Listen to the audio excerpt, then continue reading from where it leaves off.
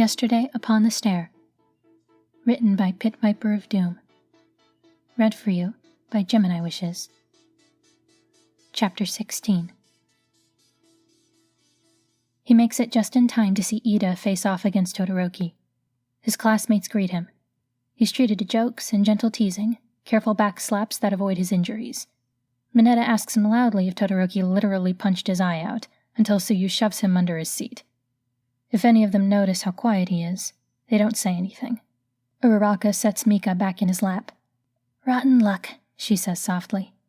Down below, the match is a quick one. Ida comes close to winning, but Todoroki freezes his engines and snatches the victory. Without fire, Izuku can't help but notice. He's only half listening. "Huh?" "We could have lasted longer, you and me," she says. "But we got paired up with the two strongest right at the start." "Guess so." Izuku pets Mika absent-mindedly. "Not a good enough excuse, though. It's not like villains would throw the weak ones at us first just so we can level up." Uraraka laughs. "That's a nerdy way of putting it. I like it." She's sitting on his uninjured side and gently shoulder checks him. "We'll just have to get stronger." "Yep." Ida rejoins them to a chorus of good-natured congratulations. He's red-faced with embarrassment, but still smiles as he greets everyone. As far as Izuku can tell, he isn't near tears the way Uraraka was, but Izuku still lifts Mika carefully with one arm and offers her. Ida doesn't take her, but his grin widens as he gives her ears a scratch. "I'm a bit sheepish," he admits. "I tried to learn from your match against him, but I guess it still wasn't enough. You probably got more out of his match with Sero than I got from his match with you." "You sure look better than I do right now, though," Izuku answers. "I suppose so. And really, Midoriya, you ought to have exercised more caution." And now Izuku knows for sure that his friend is feeling all right, because nothing screams high spirits in Ida quite like an officious tirade about proper safety, complete with vigorous hand gestures. "You know, everyone saw that you gave your best and put up a good fight, and there would have been no shame, absolutely no shame, in forfeiting when you were no longer able to continue." Sitting back, Izuku grins and shakes his head. "You still got pretty close, Ida," he says. "I suppose so." Ida's smile turns sheepish again. "I wish my brother could have seen this, but he couldn't make it." "That's too bad." "Yes, unfortunately he's been busy with hero work lately." Ida frowns. "There's some villain on the loose, making trouble, and everyone's on the alert." "I've heard," Izuku says with a nod. "Somebody called Stain?" What a name, Stain. The reports that Izuku has seen make him sound pretty dangerous, though. "Yeah, he's come up on the news, hasn't he?" Kirishima says. "Sounds like a real piece of work. Some people call him the hero killer." "He'll be brought down soon enough," Ida says with a shrug. "If nothing else, All Might himself won't allow him to continue much longer." The next match draws their attention once more. The sports festival is drawing closer to its end, and the contestants have dwindled down to 3. Izuku isn't surprised when Bakugou beats Tokoyami. He's kind of glad Tokoyami made it that far, though. He deserves it. He's pretty much the only reason Izuku's team pulled into the running at the end of the cavalry battle. The final round is Bakugou against Todoroki. Izuku already knows who he's rooting for. Bakugou's explosions make his heart jump nearly every time they detonate. His ears ring, his fingers are nearly numb from gripping his seat, and he's clenching his teeth together so hard that his jaw aches. It's a close fight, closer than his match against Todoroki, as close as what the others are saying about Kirishima's fight against Tetsutetsu. His vision is spotty from the bright flashing of Bakugou's explosions, but that's the only light he sees. Not a single spark of flame comes from Todoroki. Izuku could hold his own against Todoroki without even using one for all. But Bakugou has a powerful quirk, and he's a strong and vicious fighter even without it. Ice alone isn't going to be enough, but Todoroki still doesn't bring forth his fire the way he did against Izuku. "Do you think something's wrong with him?" He can barely hear Uraraka murmuring beside him. Bakugou's quirk nearly drowns her out entirely. "I bet he'd do better if he used his fire, don't you think?" "He could still be injured," Suyu spoke up, pitching her voice above the din. "Pretty sure there's still a splint on his nose." Kirishima nudges Izuku lightly from behind. "Yeah, you guys really messed up each other's faces. Your eye okay?" "It's fine," Izuku replies. Down in the field, Todoroki takes a bad hit from Bakugou. It's a vicious punch to the gut, with an extra kick from the explosion detonating in Bakugou's palm, and it sends Todoroki flying back. When it makes contact, Izuku shuts his eyes and flinches. He's felt that one before. It's not fun. Beside him, Rei growls softly. I think it might be over pretty soon, Ibaraka says softly. Todoroki's only on half power, and Bakugou. Bakugou looks pissed, Kirishima says. He always looks pissed, Tsuyu points out. Yeah, but I don't know, it seems different. Izuku can see what Kirishima means, but he's trying not to think too hard about it. Bakugou's anger is not something he's eager to keep in mind. It's bad enough that he has to see it and remember all the times that he's felt it before. He's hardly used his fire, though, Ibaraka says. Deku, you're the only one who saw it up close. Do you think something's the matter? The answer, of course, is no. He doesn't think. He knows that something is wrong. It would be harder to name something that's right. It's depressingly simple, really. All this means is that it takes more than one conversation in the middle of a fistfight to fix what's broken. Izuku's fingers tighten in Mika's warm, silky fur, and he watches through one stinging eye as Bakugou roars and blasts his way to victory. When midnight calls the match, his resolve finally cracks. He can't watch anymore. He can't watch the medal ceremony either. Deku? Ibaraka says when he gets up from his seat. What's the matter? He's already walking to the nearest exit from the stands. He takes refuge in a waiting room, far enough away from the stadium that the cheers and noise from the spectators is a dull roar in the distance, muffled by a separation of thick steel walls. All he has for company are a cat, a ghost, and the occasional drifting spirit that pays him no mind, and that suits him just fine. Settling into a chair, he curls around his cat and breathes in and out until he stops feeling phantom gut punches in his memory. It's probably petty. It's probably a little pathetic. But he really, really didn't want Bakugou to win. Of course, he'd started the whole sports festival with a burning desire to win.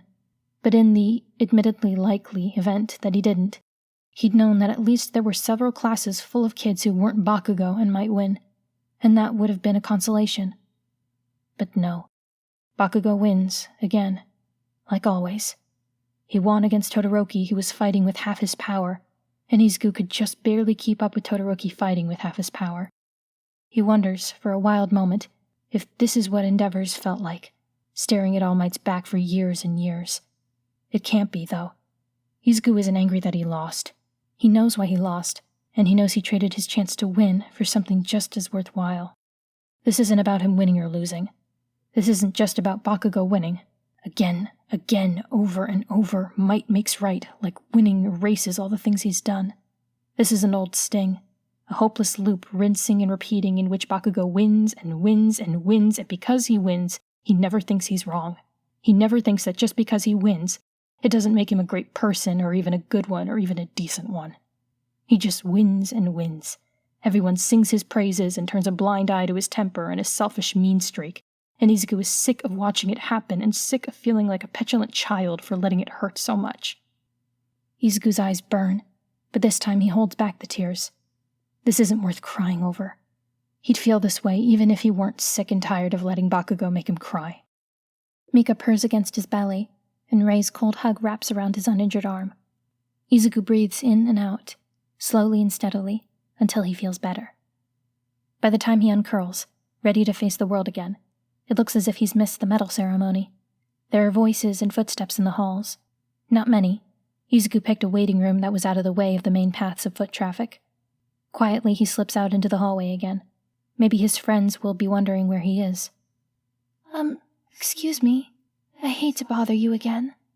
Izuku looks up to see Suzuki standing not far off, twiddling her pale thumbs. It's just, I don't know who else to ask, she says. I've never met anyone like you before. Is Okamura bothering him again? Izuku asks. No, it's just... Her voice trails off sheepishly. Her blank eyes implore him to understand. And he does, a little. Where is he asks. She vanishes after giving him directions, and Izuku tucks his cat against his chest with one arm and strides off to see what he can do. He finds Todoroki exactly where Suzuki said he would be. It's another waiting room well out of the way of the main hallways, quiet and empty aside from the odd spectator who took a wrong turn, or spirits passing through disinterestedly. Izuku pauses at the doorway and peeks in, not wanting to be noticed quite yet. Todoroki's in much the same state as Izuku's been in for the past 10 minutes. He's hunched, almost curled in on himself, fingers tangled in his hair. He's not too badly hurt, but he still looks wrecked. The only difference between him and Izuku right now is that he doesn't have anyone offering him comfort. For the moment, Izuku pulls away from the doorway. He feels like he's being pulled in two ways. On the one hand, he wants to help. He started down this road of helping Todoroki, and it would be stupid of him to leave it hanging now. But on the other, he's not sure if Todoroki would accept his help right now, or anyone's for that matter. Well, maybe anyone except... Izuku takes a deep breath, backs further away from the waiting room, and hoists his cat up until they're almost eye to eye. It's hard to do with one arm, but he manages, and Mika's always been an agreeable cat. "All right, you," he whispers. "I've got another job for you. I need your A-game. Got it?" Mika presses her paw to his chin. "I don't have any treats right now," he says. "Treats when you're done. Do your best, okay?" He plants a kiss between her ears. "Make me proud, Mika." "Oh hey," he says as he steps back into the waiting room, as if he's completely surprised to find Todoroki sitting there. Todoroki straightens up as if someone sent an electric shock up his spine, and Izuku pretends not to notice. "I hate to ask this, but everybody's leaving, so could you watch my cat real quick because I have to go do..." He isn't really thinking about what he tells Todoroki he has to go do, and from the bewildered look on Todoroki's face, he's probably not listening anyway. So he plops Mika into his classmate's lap and hurries out again with a, "Thanks, I'll be right back." A few minutes and he'll come back. 5 minutes. Maybe 10. He's not 2 steps from the doorway when he looks up and catches Aizawa-sensei's eye. His homeroom teacher is in the hallway, out of sight from within the waiting room, but well within hearing range. Narita still flanks him, patiently waiting as always. Even with the bandages on his face, Izuku can see when Aizawa's eyebrow rises gently. He shrugs at his teacher and keeps walking. It's really not something he can explain away with words. There is a cat in Shoto's lap, and he's not entirely certain how he ended up in this situation. He hasn't kept track of how long he sat by himself in this room, dreading hearing his father's voice and feeling like the emotional equivalent of getting hit by a truck. He's been punched halfway across the stadium and back twice in one day, and been shouted at by several different people, all for different reasons. He wonders if anyone is really happy with the results of the festival. He knows he isn't. He's willing to bet his worthless father isn't. Aside from this sudden non-sequester outburst, Midoriya has been acting like someone kicked a puppy in front of him, so he knows he isn't. Bakugou isn't happy with how it turned out, and he's the one who won. And whose fault is that? Maybe if you just used fire instead of fighting like a coward, you could have given him a decent fight instead of half-assing it and leaving everyone dissatisfied. The press of paws on his thigh startles him out of his train of thought. Shoto holds still as Midoriya's cat turns circles in his lap before shifting over and settling down, on his left side. Shoto isn't sure why he does it. He's cautious, not sure if Midoriya's cat is the scratching type, as he gently lifts the cat up and shifts it over so it's lying more evenly on his lap. Its head turns, and... oh, it's only got one eye. The left one is missing, the fur dinted with scars. The cat lets out a soft, churling meow, and shifts over again so it's curled up on his left thigh. He tries it again a couple more times, just to be sure, and each time, the cat moves back to its preferred spot. When he leaves it alone long enough, it shifts further so that it's pressed up against his stomach. Cats like warm things, the thought comes to him unbidden. That's why you always see pictures of them lying in sunlight or on people's laptops. Of course it likes his left side better than his right. He checks the tag on the cat's purple collar. It's a she, and her name is Mika. When he lowers his hand again to pet her, she responds with a bone-deep purr. Maybe he's imagining it, but it almost feels like the lingering aches in the spot where she's sitting are starting to fade. "Hello," he says softly, as she pushes her head into his hand, the left one. She rolls over on her side and presses her paws to his stomach.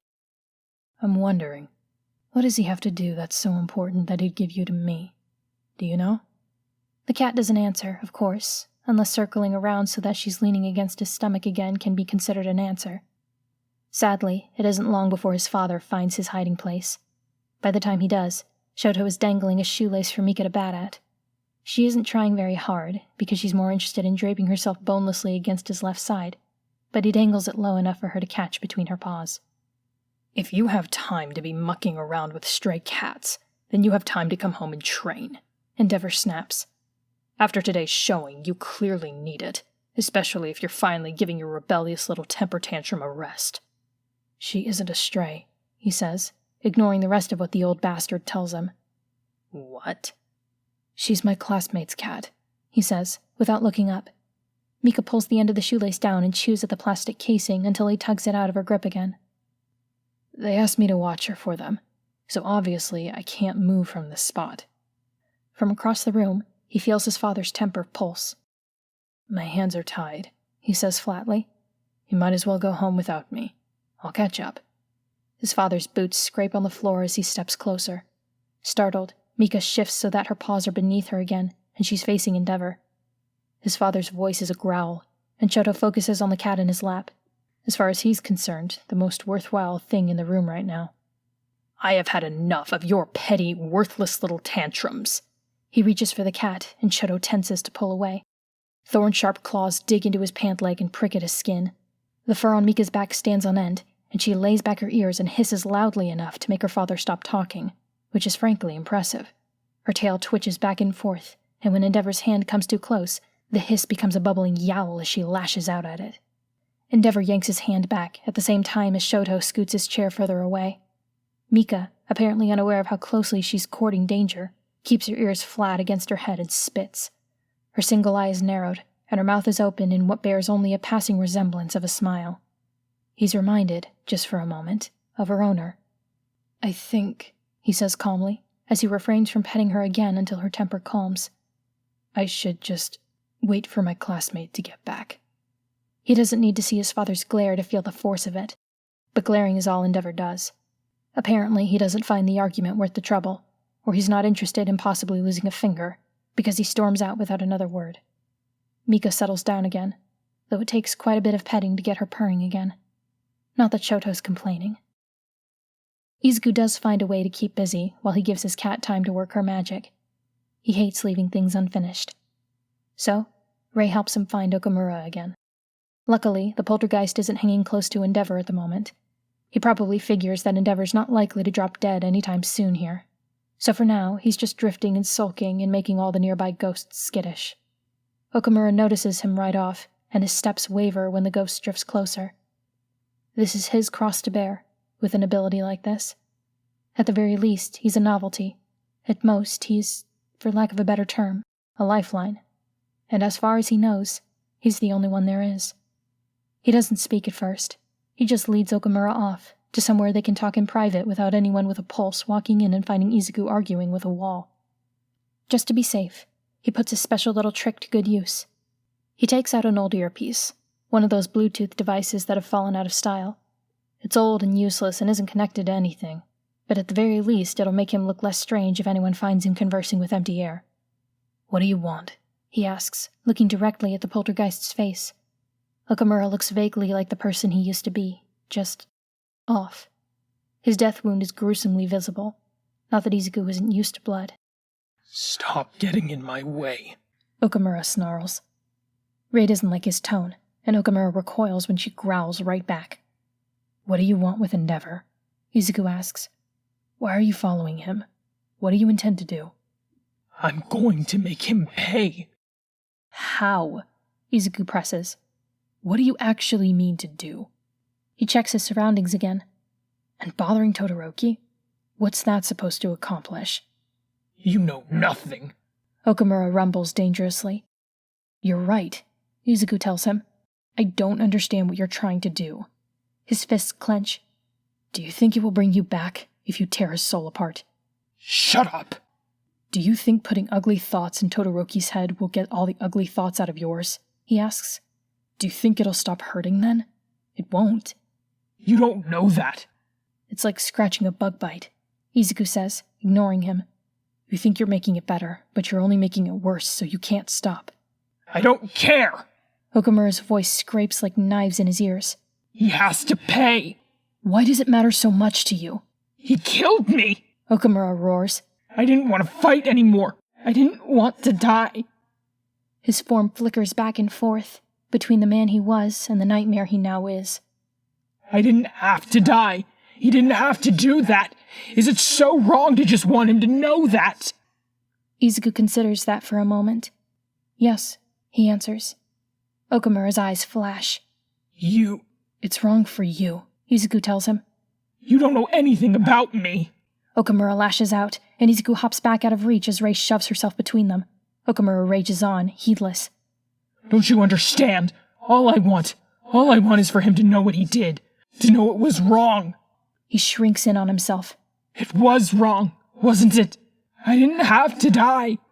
He's the one who hurt you, Izuku says softly. That's what I've been saying. Then why are you trusting him to make you feel better? I don't trust him. Then why'd you make it so the only way you'll feel better is if he does something for you? Izuku demands. Okamura goes quiet at that. He seems to settle, and for the first time he looks more man than monster. I didn't make it this way. Maybe, Izuku says, trying to sound firm. But you don't have to keep it this way. You shouldn't keep it this way. Okamura stares at him. His face keeps shifting, as if he can't decide whether he wants to look angry, or sad, or frustrated, or helpless. You can't wait around for him to be sorry, Izuku says. He's quiet now. This isn't something that's meant to be shouted. Maybe he'll never be sorry. Maybe he doesn't know he did anything wrong, or he doesn't care. It doesn't matter. Cautiously, he takes a step forward. You can't depend on the people who hurt you to be the ones to make it better, or it's never going to get better. They'll only disappoint you, or hurt you even more, and then they'll be gone and you'll be waiting forever. Okamura doesn't move away. He's quiet for long enough that Izuku isn't sure he'll answer at all, but finally he shifts, like he's taking a deep breath that he doesn't need. I don't want to wait forever, he whispers. Izuku touches his arm. It's as cold as any ghost's, and Okamura twitches but doesn't pull away. Then don't. Move on by yourself. Leave him behind. Can you do that? I don't know. I think you can do it, Izuku tells him. You don't have to pass on, not if you aren't ready, but I think you can leave him behind. I think you can be happy again, without his help. Okamura stares at him like Izuku is the strangest thing he's ever seen in his life, and death. I can try, he says at length. I think I'll try. Thank you, Izuku says, and means it. I think... Okamura's form wavers and finally settles. He looks younger like this, without all the rage twisting him into something monstrous. I need to think about this. That's fine. You should. Izuku tilts his head to the side. Just leave Todoroki alone, okay? He didn't do anything to you. All right. Okamura slumps. All right, fine. You win. He vanishes before Izuku can get another word out. Rei's floating high enough off the ground that she can reach out and touch his face. Her fingertips are ice cold as they brush his cheek, and Izuku notices, for the first time, the wet, salty track down the right side of his face. There might have been an identical one down the other, if it weren't for the bandages. It's okay, Izuku whispers. I'm okay. Just crying again. You know me. Happens all the time. Rei hugs him tightly all the same.